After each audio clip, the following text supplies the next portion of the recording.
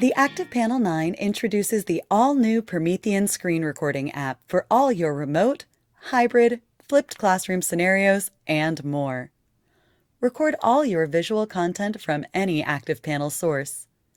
You can also record voice using the ActivePanel 9 Premium Microphone Array or a USB microphone connected to the white USB port on the left side of the ActivePanel. To begin, select Screen Record from the Applications Locker.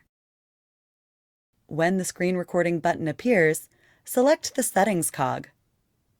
Select if you would like to record touch points and microphone. Please note, no sound is recorded from the panel or connected devices from apps or videos. Next, tap Start. After a brief countdown, the Screen Recorder Stop button will slide to the bottom right-hand corner of the screen. The Screen Recording app is now capturing all panel visuals and the microphone sound if a microphone was selected for the recording session. When you are finished recording, tap the Stop button.